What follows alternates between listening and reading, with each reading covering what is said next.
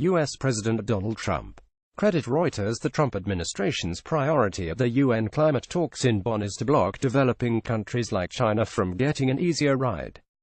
That is what the U.S. president's lead climate advisor George David Banks told reporters in an impromptu corridor huddle on Tuesday. It was the most high-level engagement with the process seen from the White House since Donald Trump announced his intention to withdraw from the Paris Climate Agreement, unless the U.S. could secure more favorable terms. Asked what the U.S. hoped to achieve at the talks, Banks said, "We want to make sure that we do what we can to avoid bifurcation. Bifurcation is a major flaw in the Framework Convention and we certainly don't want to see it in the Paris Agreement. So I would say that's probably the number one priority."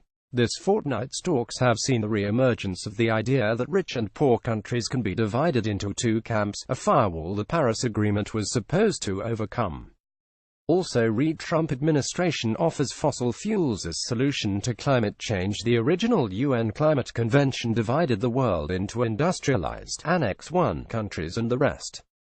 The Paris deal blurred the line, getting governments to contribute what they could, in light of different national circumstances. China, for example, has set a tougher target than Chad. Significantly, China committed to emissions curbs for the first time. Despite this, a major argument deployed against the Paris deal by Trump and his environment chief Scott Pruitt was the advantages they said it gave to China and other developing countries. In Bonn, negotiators are thrashing out rules for monitoring countries' progress towards their climate goals. And a bloc known as the like-minded developing countries, which includes China, India and Iran, has been inserting draft text that would create a two-tier system of reporting.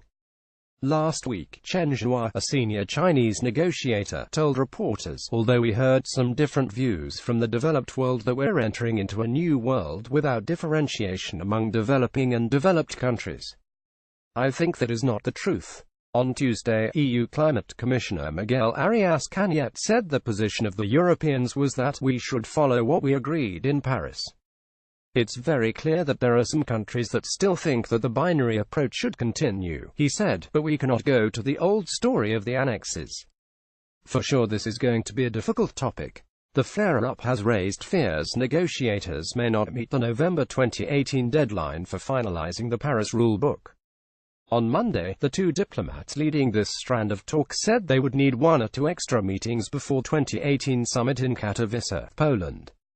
The Saudi Arabian and New Zealander diplomats wrote in a non-paper that there was a considerable amount of work required to finalize the rules. New Zealand co-chair Joe Tyndall told Climate Home News, "It doesn't indicate slower progress. Rather, it reflects recognition that the ARPA negotiating forum has a big and complex agenda, with much to be completed within the next year. There are different views on whether an additional session will definitely be necessary." The call did not surprise some observers, who noted the complexity of making rules to monitor emissions while accounting for the different situations each national government faces as it tries to cut down on pollution. Similar extraordinary sessions were required before the Paris Climate Conference in 2015 that secured the deal. "We have a massive amount of drafting to do. This is bigger than the Paris Agreement, and we have 1 year to do it," said one negotiator from a vulnerable country. The re-emergence of the issue of bifurcation was concerning, they said. "We seem to be relitigating things that were resolved in Paris." In some areas of the talks there had been no substantive discussion at all, the negotiator added.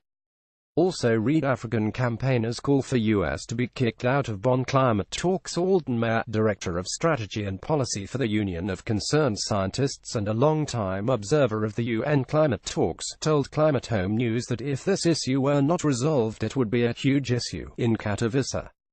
"I think you'll see massive objections from developed countries and some of the developing countries," he said. "The whole point of Paris is that everyone has responsibilities. It is not the only area of discussions to run into difficulty." As of Tuesday afternoon, debate over an Iranian proposal to put rich countries' pre-2020 pledges on the agenda defied resolution. The Fijian presidency of the Bonn talks did not respond to a request for comment.